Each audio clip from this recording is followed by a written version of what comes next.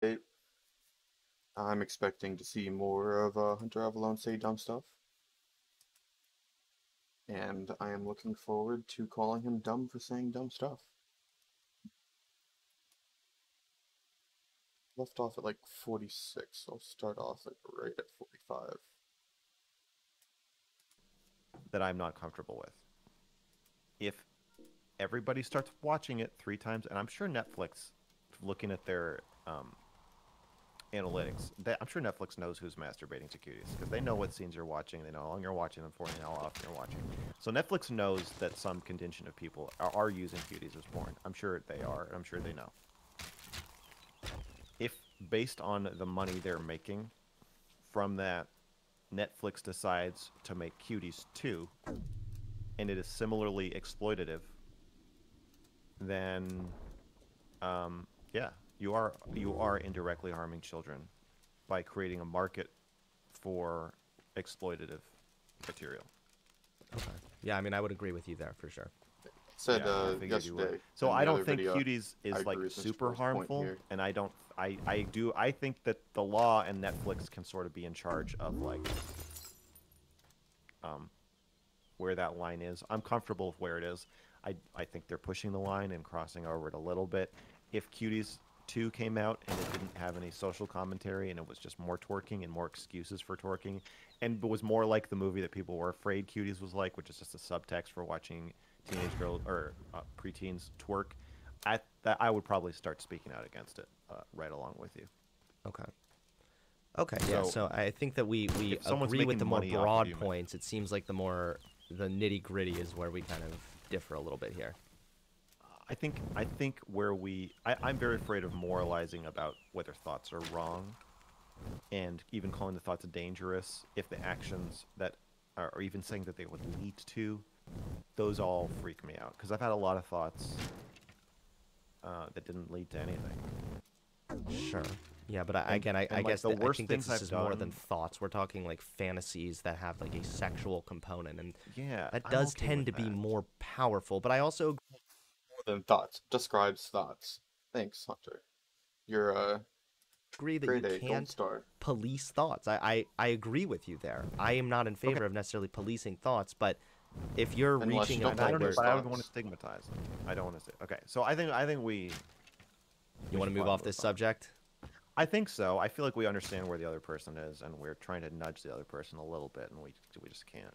I mean, I do understand where you're coming from, yeah, but as long as And I'm I clear that understand I'm where you're not coming trying from. to fucking lock people I'm gonna keep on loving you. up for having thoughts, yeah, but I do think that if you're masturbating consistently to children or child porn or cuties or whatnot, then yeah, you need to be seeking help. And I think we just I ultimately I agree. disagree. But I think I we agree that disagree on the level I of agree with that stigma though. that that deserves. Yes, but I agree. I agree. If you're masturbating to cuties more than twice a day, you should seek help. All right, I would say if it's more than once a day, or if it's at least if it's once a day, then that you probably should seek help. That's where we're gonna have to agree to disagree. Yeah. So, did you have some questions for me as well? Yeah. How are you doing? Doing okay. This You took conversation a. was it's definitely a little intense, but that's Yeah, kind of what you're known for. I know. But I mean, you took a break. Yeah. So I've noticed that streaming is psychologically damaging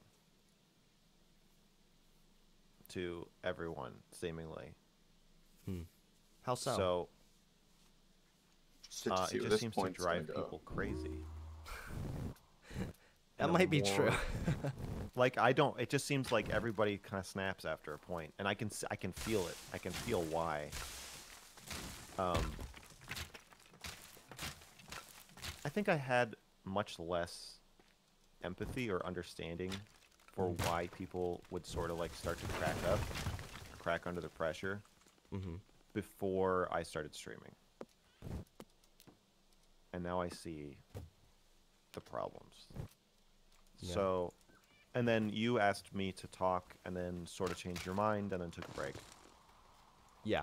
Yeah. And That's it was something like that. Yeah.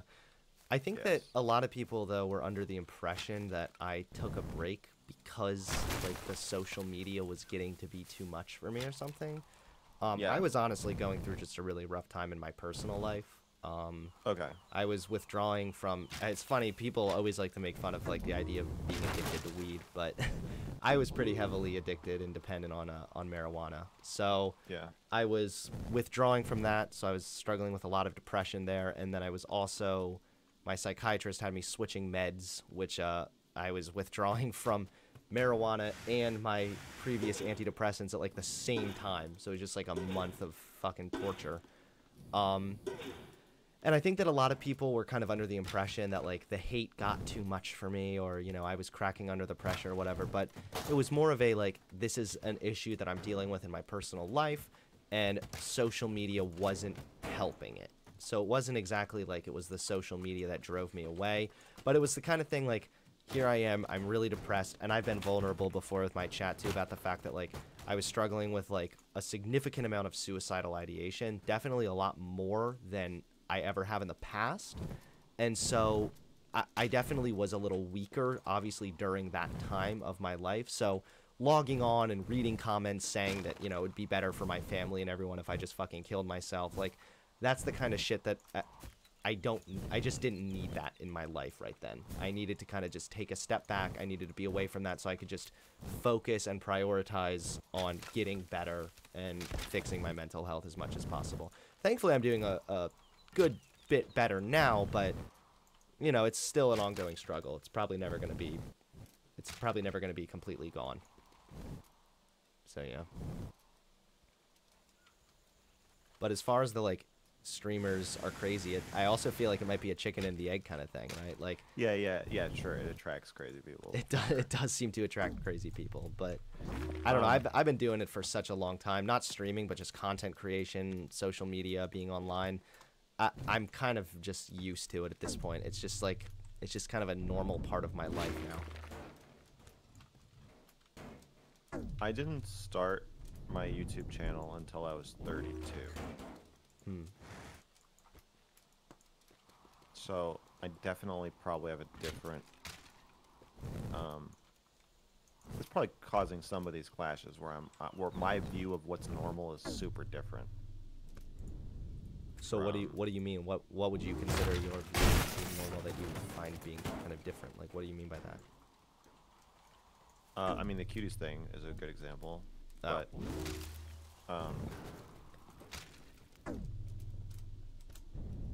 just the idea of streaming, just people telling you what they're thinking about you from behind a curtain of anonymity in real time, saying whatever they want, trying to be as cutting as possible, pouring salt in your wounds. Like, yeah, I get what you're saying. You're saying that, like, you might have these problems anyway without streaming, but like, or social media, but whatever you're feeling bad about yourself, having thousands of people actively trying to figure out, or in your case, hundreds of thousands of people trying to actively figure out what would make you feel the worst and then say that is horrible. It's like everybody is like Britney Spears now. Yeah, I mean, I since I've just, like I said, since I've kind of been dealing with, like, online hate and whatever pretty much since the beginning of the time that I started posting YouTube videos, it's kind of become a really normal part for me of life. And I tend to try to view the people that hate me and try to cut me down as motivation more than anything. It's sometimes so there are two things. Is one, I find it to be very satisfying when I succeed because I know that there are also people that would give anything to see me fail. I try to keep that mindset a little bit. And then I also have a new policy that I've been doing lately with my streams where if somebody does show up in chat and they start talking like mad shit, I tell them to join my Discord and talk to me face to face, or that I just ban them from the chat. Like, I'm like, I don't have time for, like, these numbskulls to be over here shit talking me left and right in my chat, and then if they're gonna be too cowardly to actually show up and defend what they say, then I just block them. Hey, Hunter. that exact statement. Me, I'm in your Discord. In your Discord, Hunter. Uh, I'm in your Discord. The name's A Little Learning. I've messaged you before. Are you willing to actually stand your ground on your statements here? I'll stand my ground on saying that you're pro conversion therapy. I will debate you on this, and I will make you look a fool. And then it's usually also really satisfying because if they do show up, I mean, I get to kind of make them look dumb. So that can be satisfying. But I guess that kind of segues into another subject we wanted to touch on also, which was the idea of empathy. Because I'm not very empathetic on this channel. And I know for you, a big part of what you do is trying to be empathetic even towards some of the most worst ideas. Yeah. So why do you feel that that approach is so important? You might have heard of Carvana and that we sell cars online. What you probably didn't know is that we're in the business of making. Back to straight. I think we're becoming less empathetic as we become more politically polarized. Mm-hmm. And I grew up in a very polarized atmosphere where Republicans were basically seen as subhuman. Mm-hmm. Sounds like my by channel. by almost all my peers, and all the parents and teachers. Conservatives were inhuman, racist monsters, and it was very cozy. It was very nice, until I hit high school, and then I started like kind of criticizing the hypocrisy that I saw, and then I was the inhuman monster, and then I think that's what kind of started me down the road of thinking that empathy really needs to be part of political discourse. Mm. And So what do you mean exactly when you say empathy? Because I think that me included, when I hear be empathetic, like I've heard some of your conversations with Destiny and whatnot where you talk about like you should even show empathy towards like Nazis, for example. So what do you mean? Because I think that people, including me, tend to think that that's akin to showing sympathy or being sympathetic towards those people. So what do you mean exactly by empathy? Do you just mean like trying to understand them? Yeah, putting yourself in their shoes, truly, as well as you can, and trying to take on their thoughts and feelings and perspectives as your own, as a thought exercise or emotional exercise, to see how they got where they got, and to be able to like withstand and stomach your own hatred or anger, Right. and through that process. Do you think that taking a That's interesting to hear the origins of Mr. Girl's view on empathy, because I thought that it came from I mean, yeah, who would disagree with me on this probably, but I'm yeah, I'm somewhat confident to say that Mr. Girl is a pedophile. And I always thought that the reason he took that empathy approach is because he probably grew up his entire life, you know, with the typical like brainwash. Well, not brainwash. Look, I mean it is brainwash, but the typical pedo-bad mentality. And then once he realized, oh wait, but I am, and then as you continued going down that line, it's just like I'm not bad, therefore they can. It's kind of like uh, it's something not or being completely dogmatic is and like 100% hating people. Um, you know, dehumanizing your political enemies is a privilege. It's I'd say a teleophilic privilege, and people who aren't teleos, so pedophiles, don't have that privilege, and because they have to face that. They have to, like, yeah. Let me actually like put my thoughts together. I'm like still half trying to just do things in the game, even though it's not actually a game that has any objective, just destroying things. Um,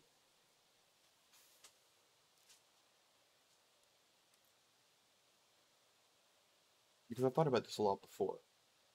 It's You're taught to dehumanize and stigmatize and hate pedophiles. So if you yourself are a pedophile, then you end up having to tackle all of those, um, everything that you've been gaslit on. And then you start thinking through, well, how did I get to this point?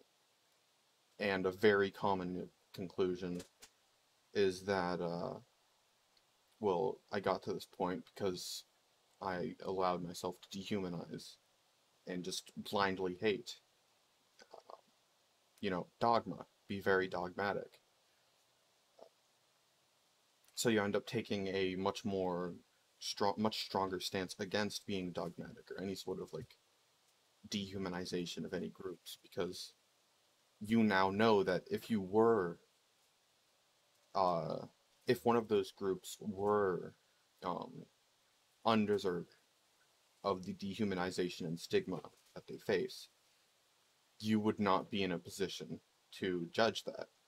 You would have no way of knowing that unless you were of that group or took the time to learn about that. But if you destigmatize and dehumanize, then you never do. And I don't think that pedos have that privilege. They don't have the ability to do that because everyone already does it to them. I mean, they have the ability to, but they're forced to tackle that and deal with that. Whereas Telios never will, and therefore they never do. And that's why they never tackle or deal with that issue. Yeah. Which is why I always was decently confident in saying that. But it's interesting to hear that it comes from him actually growing up around conservatives, and then around high school he started to, around people who dehumanized conservatives, then around high school, started to, develop some more conservative views, and then suddenly he became the person that everyone was dogpiling on. That's interesting. I mean, I see no reason why that wouldn't have caused the same conclusion to be drawn. But, that just kind of means that part of my logic and reasoning why I would confidently say that Mr.Girl is a pedophile has gone out the window.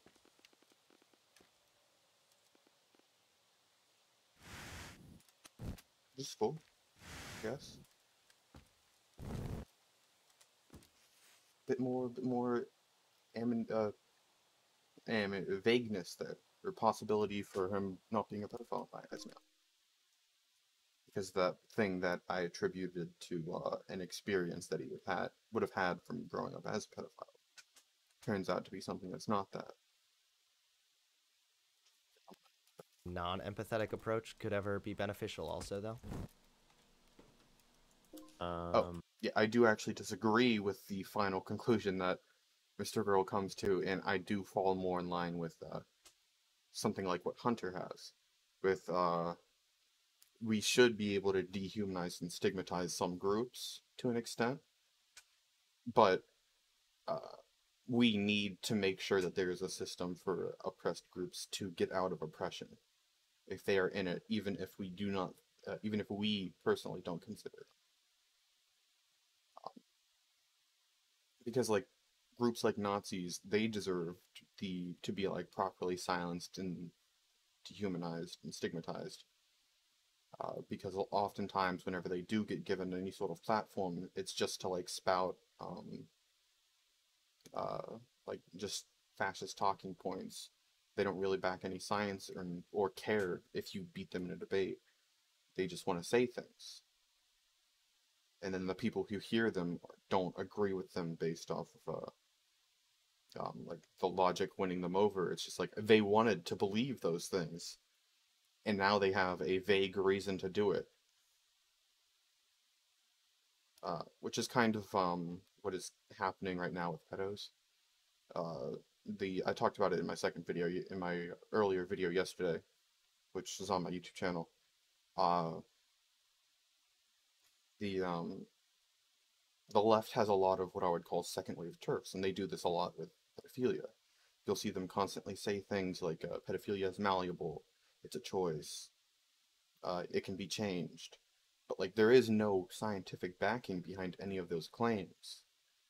But the fact that you, as an average person on the left, constantly see those claims made by people, and they're constantly, confidently made, you never think to double check them. They never provide any sources because no one ever asks. And if you do ask, then it's just like, well, you're just disgusting for asking. But they don't have sources for any of that information. And people who want a reason to, negatively view pedophiles will, like, almost cognitively decide not to question those sources and just take it at face value. Because if they do, then they get to hate the group that they want to hate, which is what a lot of people on the right do. And which is why I think the left really needs to do something about their whole second wave turf problem. So it's pretty bad. Pretty bad. No, not really. I don't, because I can empathize with people I disagree with. I can even empathize with people I'm arguing with or fighting against. Mm-hmm. I think but also you don't have to dehumanize them. I think that I tend to associate being empathetic with being nice. Is that yeah, I'm not incorrect? that. You don't have to dehumanize them. I think but so. You don't I think have that to is not. incorrect because I think if you can. so I think another thing I'm trying to, and again with the actively, cuties thing, is I'm trying to push the portray idea their of boundaries arguments and such. Mm-hmm. as then really it's important fine and to crucial to also being able to empathize with somebody. So I can say, I can empathize with Nazis. I don't want Nazis to come to power at all. I don't like their ideas. Their ideas are very upsetting, especially like me specifically. They want to kill me, or want to subjugate me, or expel me, or whatever. Right. But I can empathize and I can still humanize them. And especially with Nazis, it's like the thing that I'm afraid of is that they're going to dehumanize me. So in response, I'm going to dehumanize them. It just feels very like unchristian. Not that I'm Christian, but I think that that's a kind of central tenet of Christianity. I think is they know not what they do. And What about the people that do know what they do, though? So like there are some Nazis who they're just evil. Well, no, I wouldn't say they're just evil. Like, I mean, I used to be a really pretty big right winger, so I obviously understand that people can change. I've seen stories of people that were part of the fucking KKK that have changed and Were you better. anti-Semitic when you were a big right winger? No, I was never like a neo-Nazi or a fascist type person. I was more of like your kind of normie conservative Fox News type. But I still held a lot of really fucked up views, and I still took great pleasure in mocking a lot of marginalized people and stuff that I've now done a lot of work to kind of undo that shit. But I don't know. I guess I just feel like I totally get what you mean as far as the dehumanizing thing, but I also know that for me, what helped change my mind was, I guess since you're saying empathy isn't the same as being nice, because I know that, like, I had debates with people or whatnot who weren't very nice to me, and they didn't seem all too empathetic to me either, to be honest. But by pointing out the insanity of some of my beliefs, it did help push me in the right direction. And so I think it takes a very open-minded person to be able to, like, that's if you felt like that feedback was helpful, then that's great. But I'm sure there is a way it could have been given to you that would have felt more humanizing and humane.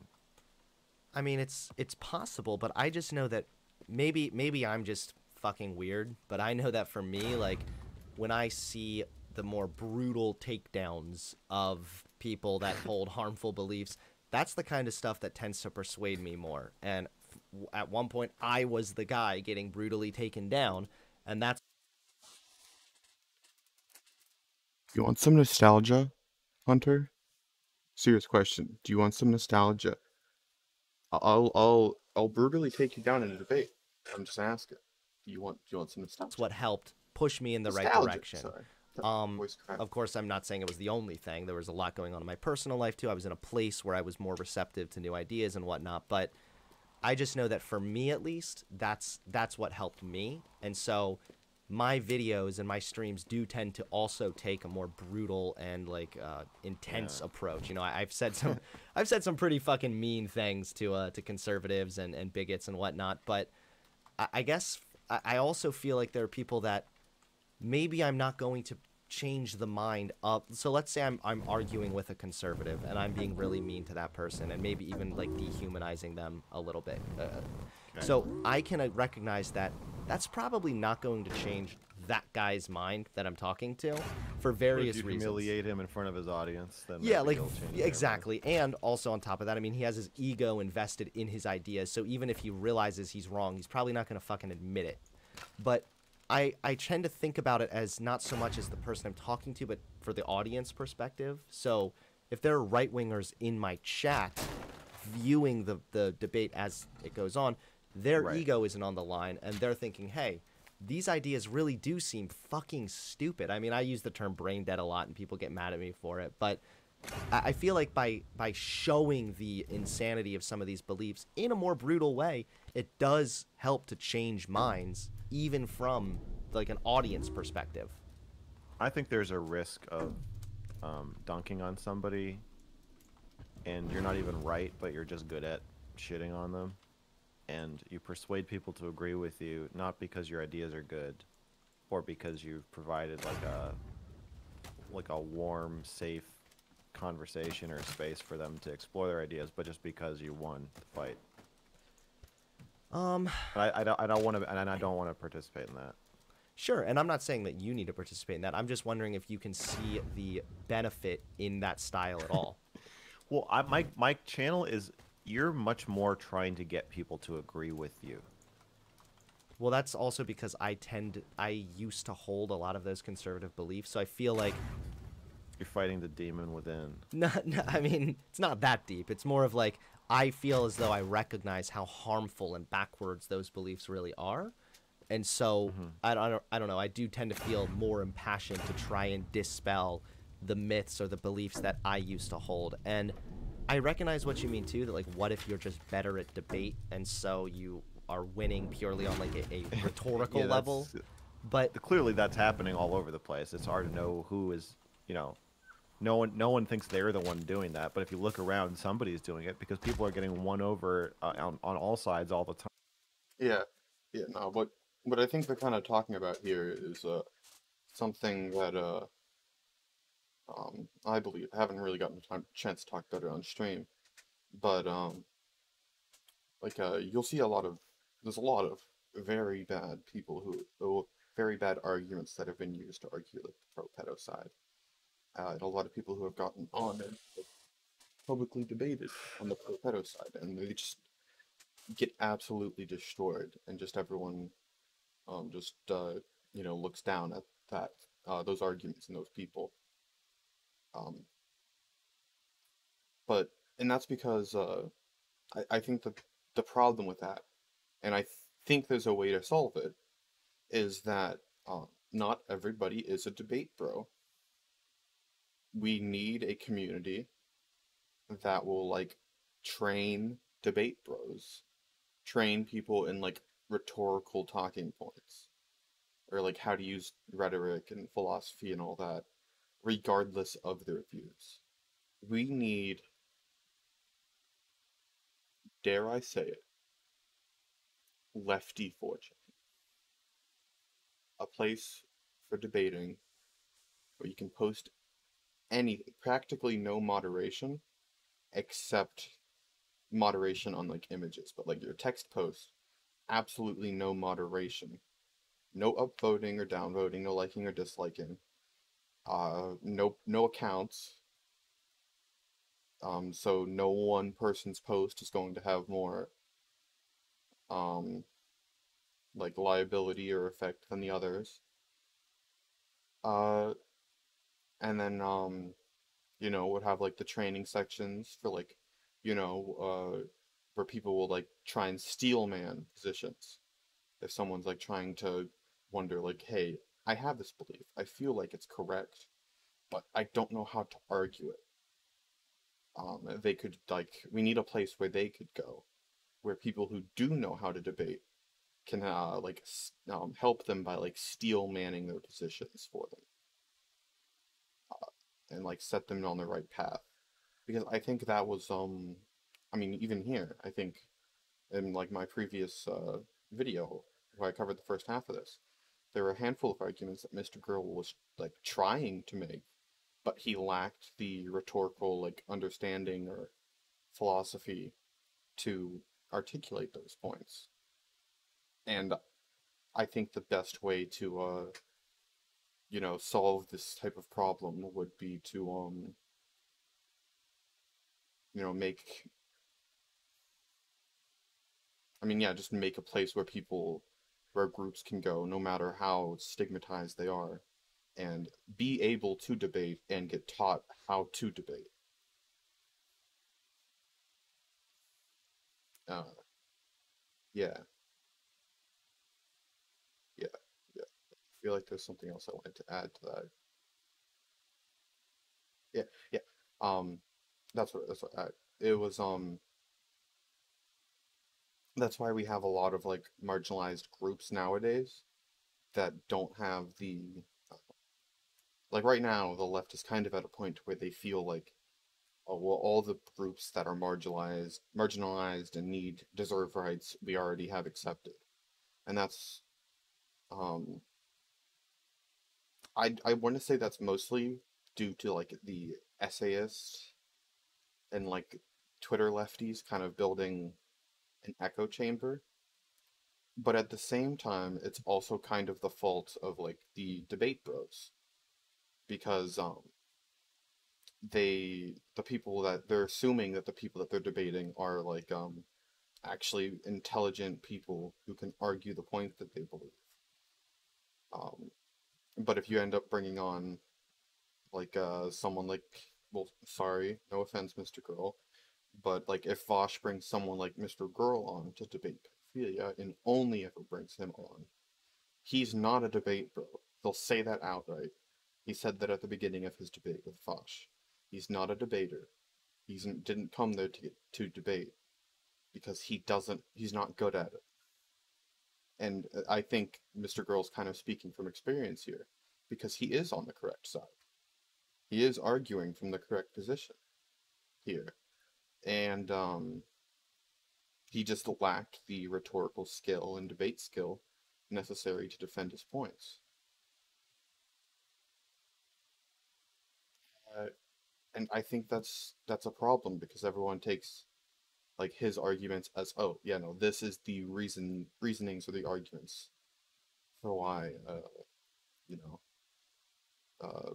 pedos believe what they believe, or yada yada, even though it's not a belief. Or yeah, yeah, we need more debate bros, and we need to make a community that allows any marginalized group to have debate pros representing them. Like, we need a more robust debate scene. Time to all kinds of different ideologies by winning debates. So, But isn't that a testament to the fact that winning debates does do some positives? I guess it also depends what your end goal is, right? So yeah, I mean, when I talked to Richard Spencer, I was like, if you come out of this conversation looking like an idiot and you lose a chunk of your audience to Richard Spencer, I'm going to be very upset with you. That was probably the most nervous I've ever been for a discussion with anybody. really, Yeah, because I'm like, I know he's a great speaker.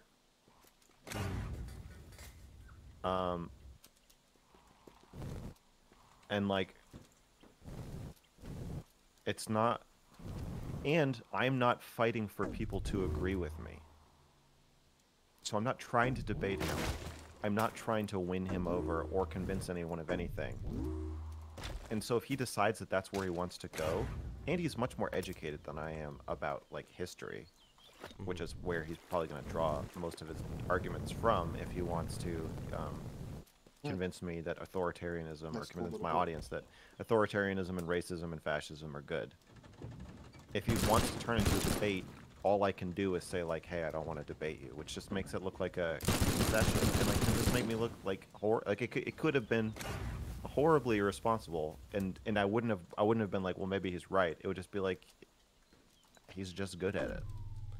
Right, and that I totally recognize that too, because I've seen people before debate, and even though I can tell, like now that I've been really immersing myself in the sort of like the debate bro sphere or whatever, I can totally see where some people are debating either in a little bit bad faith, but they're good enough at it that they're able to just control the conversation to go the direction that they want it to go. I can see that, but I also feel like there are some viewpoints that are correct. You just need to smite. Well, no, not at all. I'm saying there's some viewpoints that are just objectively correct, and so it's I don't agree. I guess I just don't agree with you. Yeah, I think that might just be where we disagree, and I know that your approach. Yeah. Like I said earlier, with like Mr. Girl's empathy thing, I disagree with him, and I'm more aligning with Hunter Avallone. I agree here. There are like objectively correct. I agree that there are objectively correct positions or stances. It's just if you don't if the people representing those stances don't know how to debate, and you have dogma surrounding said stance, then you're never going to have that dogma broken. Which, yeah. Like, I consider myself a debate bro. I've watched a lot of debate bros. Watched a lot of debates. I think I can pull off those talking points. But, like, you take someone like Mr. Girl, once again, Mr. Girl, sorry for dissing you, and you put him in these situations, he's going to lose the debate, and he's going to lose it badly. Because he's not a debate bro. And, like, what between the two positions, the two situations, Mr. Girls is a better option if you had to choose between the world Hunter Avallone prefers and the world Mr. Girl prefers. Mr. Girls is a better option than Hunter's. Because, at least everyone gets to speak. Yeah. Is definitely more, you want people to think, you want people to just like challenge themselves and whatnot, whereas for me, I am trying to convince people that some of these Republican beliefs are wrong. You're trying to convert people in a way, yeah, but I don't want to convert people just purely by me like, oh, I'm better at rhetoric, but I also want to convert people by like, not only am I able to beat this person in a debate, but I'm able to beat them because the facts are on my side. I don't want to do that. I want people just to think about. Yeah, as someone who is on the factually correct side here, I agree with Hunter here. When it comes to debating, sometimes it is just it's really nice and easy to be confident when you are the objectively correct side.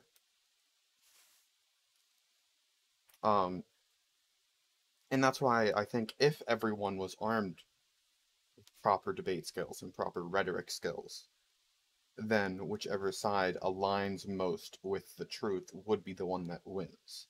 But the way things currently are, certain groups aren't able to develop the proper arguments or debate skills.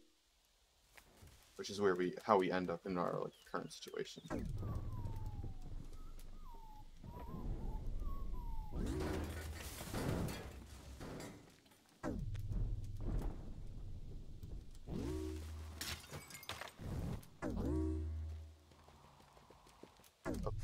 Pause the video.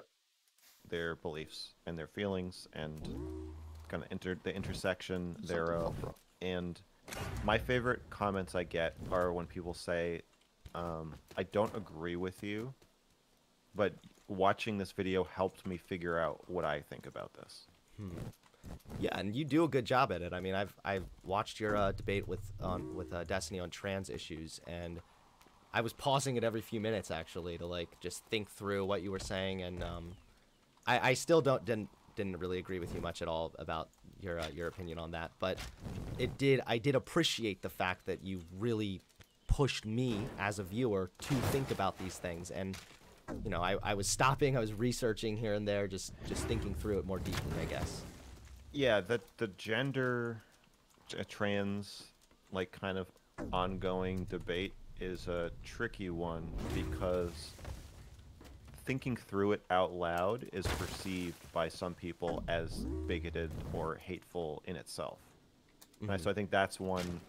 And then I think for the more traditionalist conservative view, I think thinking through it out loud and really questioning like what are men and women also to them probably feels like gaslighting or just like crazy town. Yeah. And so I think for both sides it's uncomfortable to really sit down and think about where the other side's coming from. So I think that's the topic where I feel like debate doesn't really serve very well. And then even if you win the debate, if you're sort of like questioning the trans narrative, you just look like a bigoted asshole.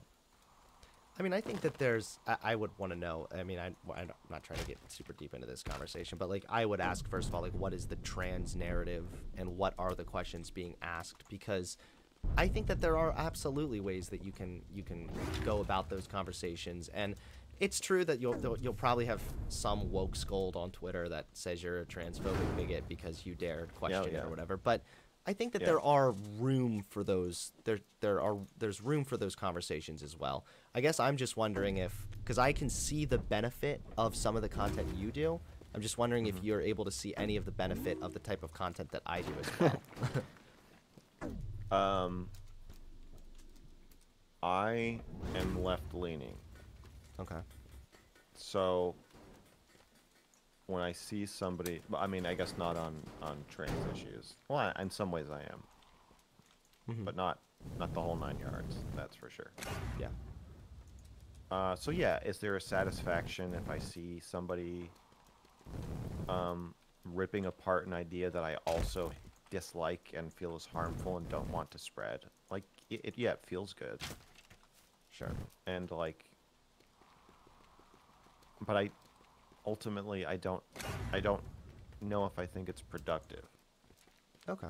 Yeah, I mean, I obviously I just purely from my own experiences, which I don't really like to try to appeal to anecdotes very much, but I feel like it You're can saying be for you it was. Yeah, and because for me it was, and I've seen other people also just.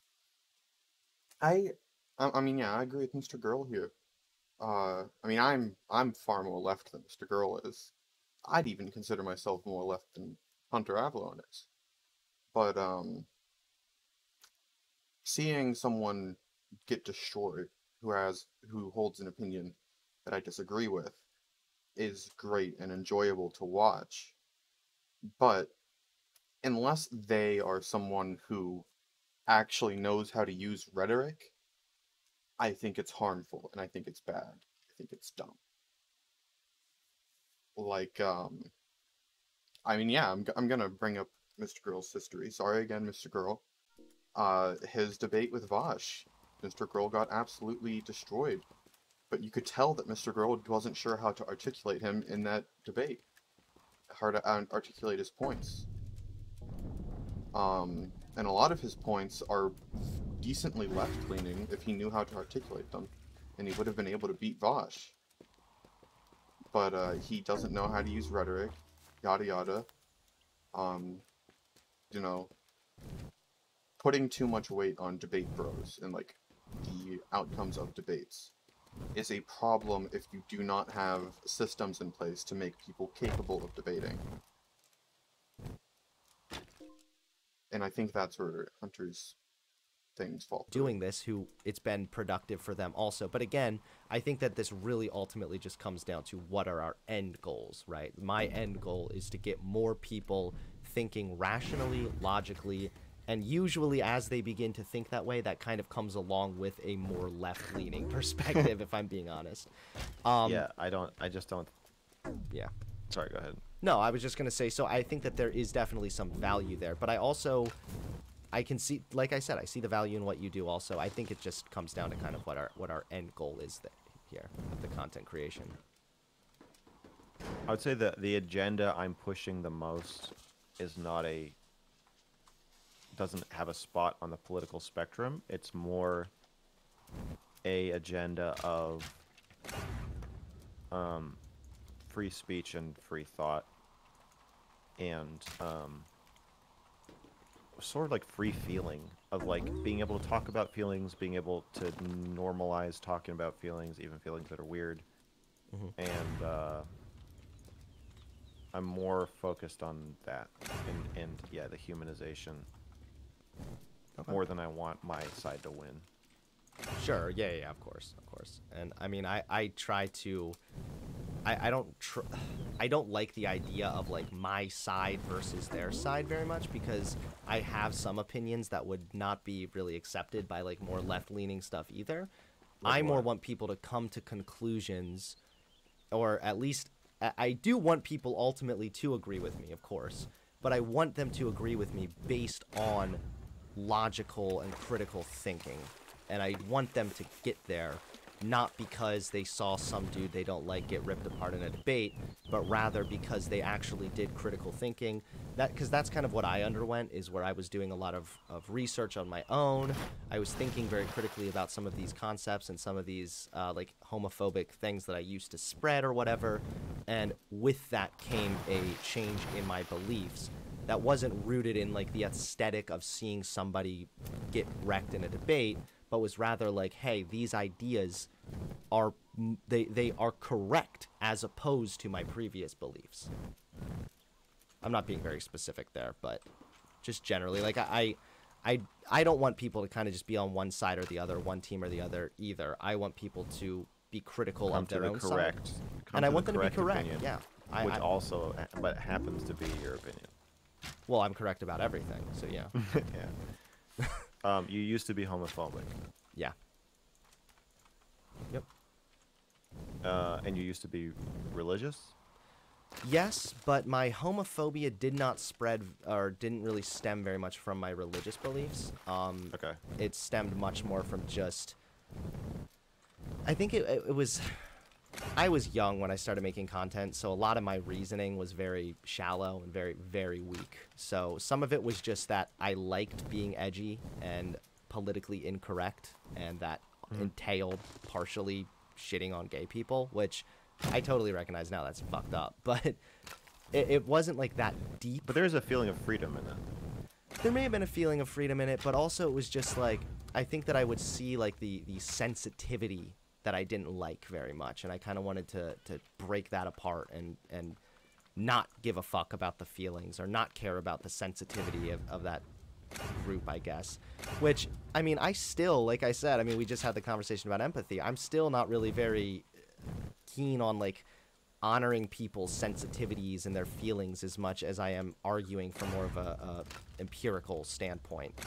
But yeah, it's I don't know, it was a complicated thing where I would just, there was a lot of like what the LGBT community would push at the time that I didn't agree with. So I would be the type of person to say like, hey, of course gay people deserve rights. Of course it's fine if gay people want to get married. I wasn't to the extent where I was like, gay marriage isn't real marriage. I was never like to that point, but I was just more like, yeah, they can live their lives freely, but I'm going to shit on them relentlessly. Which was fucking shallow, and you know, I would argue against that because of just purely of the harm that causes. But yeah, at the time, like I didn't think as deeply about my positions as I do now. What do you disagree with the left about now that you were alluding to? I mean, the far left is pretty communist. which I don't agree with. And then I got in some shit with Communist pretty the left not too long ago on Twitter over identity politics. I'm not a big fan of identity politics. I've seen that used repeatedly to justify really dumb ideas or to shut people up because they're not of this one group, so they're not allowed to have an opinion on this thing. And I also tend to sometimes just get in controversy with them because of my more abrasive style. I think that there's definitely a group of people on the left that care very deeply about the aesthetics of looking like a good, nice, friendly liberal or nice, friendly leftist. And I don't really play by those rules. I'm fine being mean, and if I see something dumb, then I usually call it dumb right on Twitter, and I don't really hold back. So there are some things there that's more like an aesthetic disagreement, but then there are also positional disagreements as far as like communism or even things about like the CIA, for example. Like I don't think the CIA is as bad as a lot of lefties kind of make it out to sound, and I got in a bunch of controversy for that. So I try, like I said, I try to take a position based on the empirical evidence or the rationale or critical thinking there. I don't like to take a position just because, oh, this is what the left believes, oh, this is what the right believes. I want to reach a conclusion based on my own research and my own critical thinking. And it is true that a lot of my positions as far as systemic racism and LGBT issues do line up with much more lefty kind of positions. I don't just blindly follow the left or blindly follow the right. I try to think through each position and reach a conclusion there. And that's kind of the goal that I want my audience to, that's kind of my goal for my viewers to reach as well. Yeah, no, I agree with Hunter there. I've Hunter heard doesn't that you use used that- to be Christian and now you're... He doesn't apply that same thing to, you know, pedophilia. Otherwise, you know, he wouldn't be dumb. He wouldn't be incorrect right here. But instead, he's incorrect and believes that pedophilia is like something that needs to be, you know, stigmatized and such. But yeah, no, you should never like just hold beliefs just because Group A that you like holds beliefs. But even though you like consciously decide that that's not how you'd want to do things, like for how Hunter would want to do things, he still ends up. You have to watch out for being gaslit by groups, because like he's been gaslit by conservatives and these second wave TERFs into being a pedophobe, and he's not at all aware of that. And I think that's a really big problem. Move all the tires.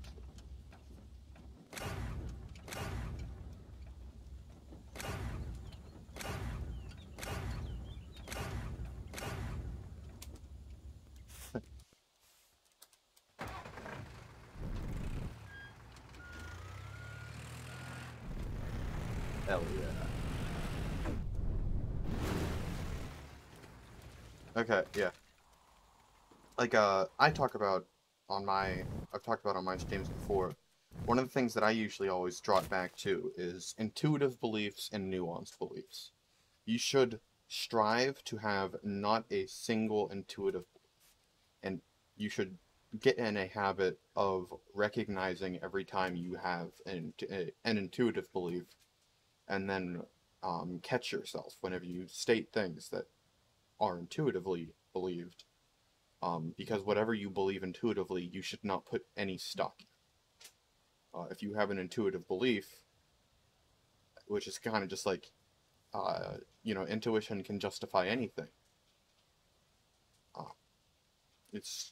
Yeah, intuitive beliefs are usually very wrong factually.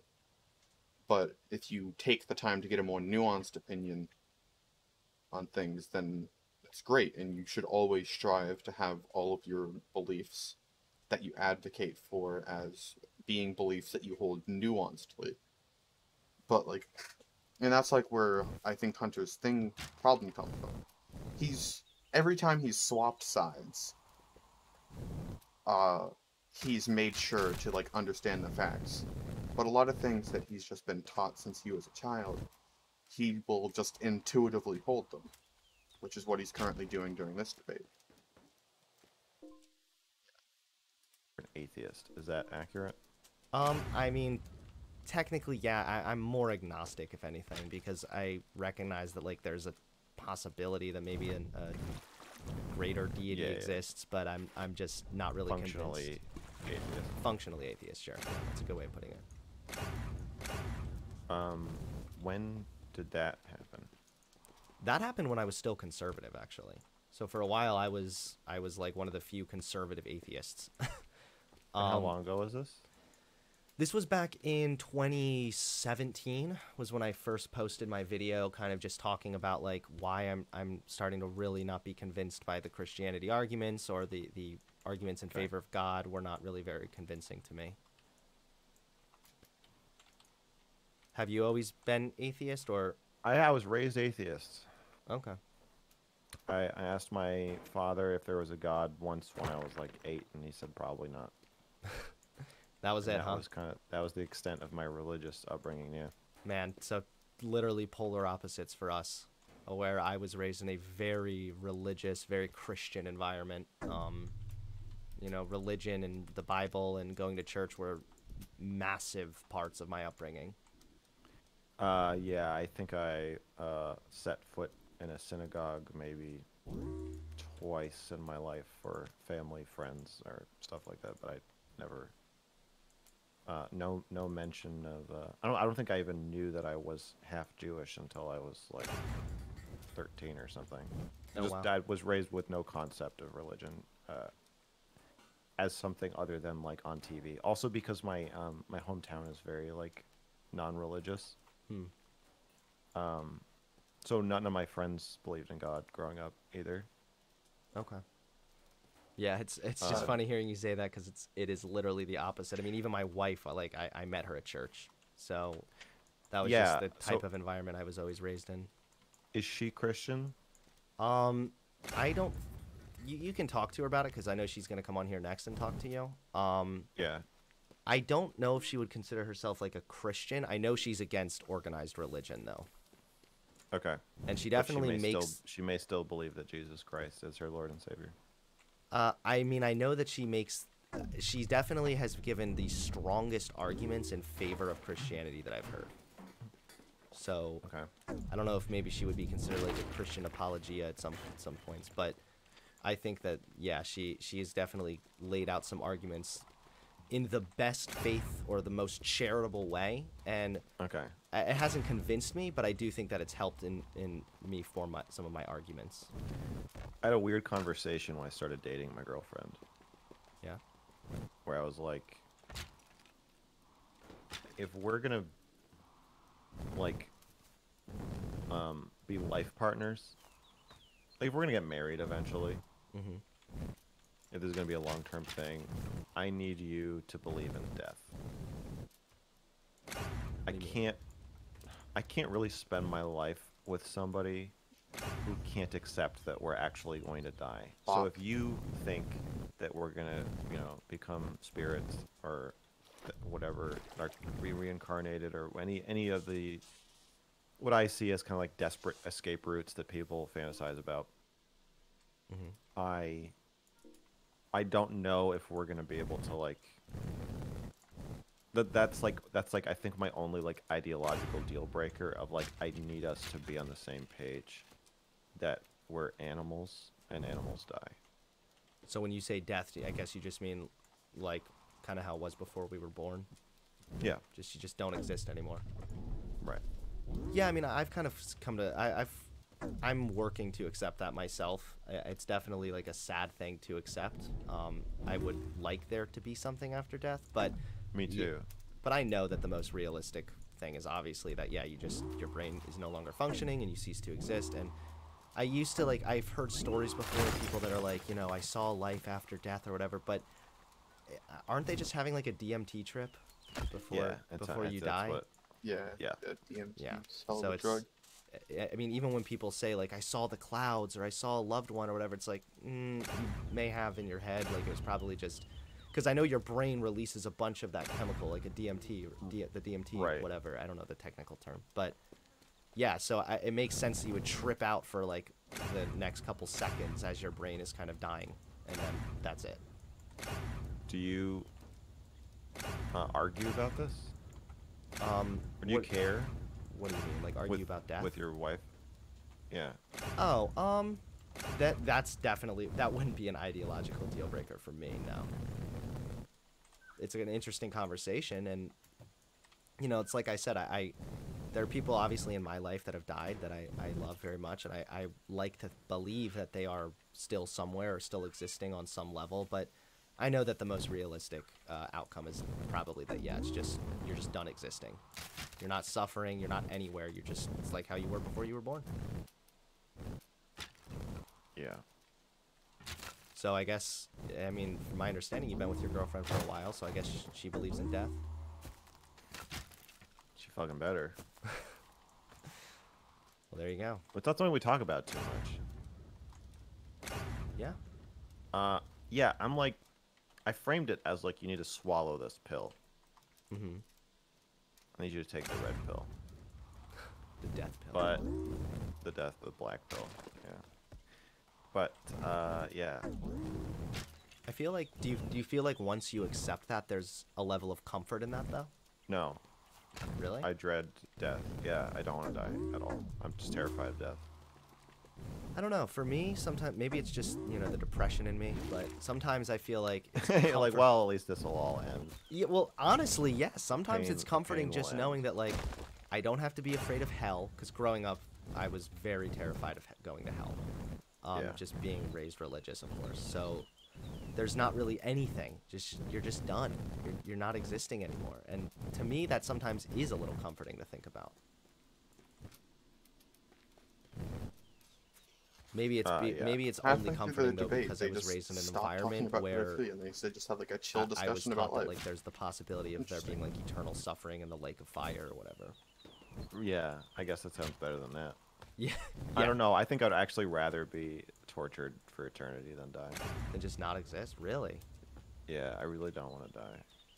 Well, nobody wants to die. I mean, I don't want to fucking die, but But I really don't want to die. I don't know. I feel like there's, I don't know. I don't know where to take the conversation. I mean, I feel like there is, in my opinion anyway, it's a little bit comforting knowing that, like, when you die, that's it. It's over. When I think of loved ones that I have that have died, like, they're not suffering. They're not anywhere anymore. They're just gone. It's an eternal sleep or whatever, you know? Yeah. I guess I should give my personal views on death. Honestly, I'm just right along there with them, where I just think nothing, disappearance, silence. Screen fades to black. Roll credits. That's what I imagine. Unless like the right before death drug trip that you have, just essentially puts you on like an infinite loop, in your brain for like you just experience like a million years in like 2 seconds. I mean, that's always a possibility. Be an interesting possibility. I think I heard something about like doctors saying about some news thing about scientists discovering a drug that can do something like that. So it would be curious or interesting if that's the case. Let's see.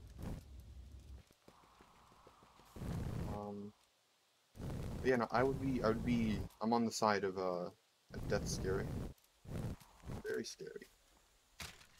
Me no want that.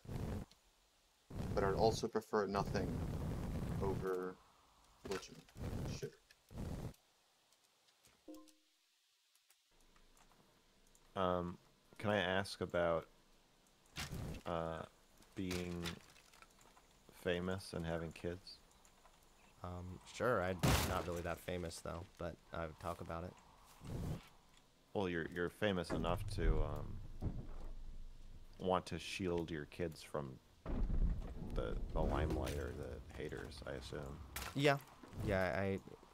I post some vlogs with them on this one app, but the app, funnily enough, doesn't actually allow for comments. It's a type of app that you can only respond with a video response.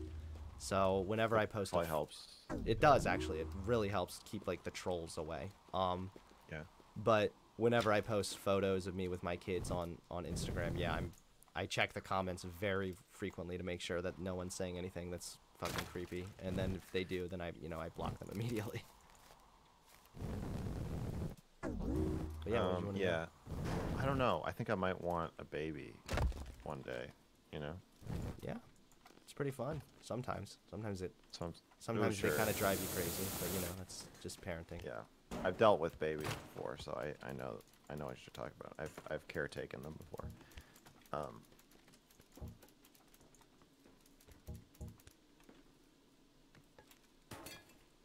But the idea of especially with me, there's probably more people who hate you, but probably a higher percentage of people who know of me who hate me. I think. That might be true. Yeah. Are you worried about like there being like threats or like your child actually being like in physical danger? Not really. More just unpleasant, weird, creepy comments, Yeah. videos. Yeah. I'll be honest, the thing that I worry about more is probably like my kids getting a little older and then like discovering my content or like watching me. Like I don't want Yeah. my daughter, I mean she's only 3 right now, but thinking about like when she's like 7 or 8 or 9 or whatever, like I don't want her watching You start my to videos. figure that shit out. Yeah, yeah. I mean, she can yeah, know I what I mean, do, but I don't want her going Yeah. watching my debates or whatever. Like that's How old does my daughter have to be before she can watch the Cuties review? I don't know. yeah, exactly. You might want to Sounds save like that an one for uncomfortable 18. It's an uncomfortable conversation. It is, yeah. I mean, it is kind of weird too, just to think about like you have a kid and who loves you, but there's a lot of people that don't love you at all. Actually, hate you, hate your fucking. Welcome to Smartsheet. The new world of hybrid work is open for business. Your best and brightest need to be aligned. Guts, but Yeah, that's not a normal experience to have as a kid, to like talk to people who just think your father is like a degenerate exactly. idiot. Yeah, but I mean, it is what it is, and I try to shield them from that as much as possible, and also, I mean, it's my main job and it's my source of income. So, for all the haters I have, I also am providing for them with the shit that I do. So, it's a trade-off, but it is what it is, you know. Second half of this debate really is just chill Do you see this talking. as a long-term job? I mean, I've pretty consistently. Are you ready? My wife's ready to talk next, by the way. Okay. I mean, I've kind of gone back and forth. There have been times where the YouTube thing has gotten either so exhausting or whatever that I've kind of wanted to just quit. And I've applied for other jobs, usually like video editing shit or whatever. But I've gotten really far in the interview process, but I've never like clinched one of them. And then it usually happens that after I am rejected for the job, I'm like, well, I guess I have nothing right now except my YouTube. So I keep finding myself coming back to it and just grinding harder and harder. And just, I don't know if it's long term. I would like to see it lead to something else long term, but I don't know if I would be able to do a job long term where I'm working for a boss. I don't know if I can do that. So, yeah. Interactions with bosses are pretty miserable. Yeah, exactly. It's actually funny. Will I even I'll be able wrap to up with upload this this story, and then I'm segment gonna let to my wife YouTube? talk. It's like majority if Joke it's is, just I'm the unedited, decision them maker. having a chill conversation because there's As it nothing that should I be. could comment on. But Some I- traditions Ex- should be. that's the one tradition we still hold by. I'm Good. the leader here. Good for you. But it's funny because before I quit my job let the and video then end. just was pursuing YouTube full time, It's only like a minute left. I worked at a clothing store for legal purposes. I can't say which, but I posted a very controversial video in my conservative days about trans people, and believe me, for anything controversial any controversial opinion you think you hold about trans people, you will never be able to beat my video, The Truth About Transgenders, which was one of my first super controversial videos when I only had 7,000 subscribers, and I got a call from my work and I was like, oh shit. I was like, this is it. I'm about to get fired from my job for the YouTube video I made. And turns out they were only asking me to take off from my Facebook that I worked there. Oh, that's good. That's So a I good was like, reaction. this is fair enough. I was pretty surprised when I got like a call from the corporate office. I honestly thought I was gonna get terminated. Yeah.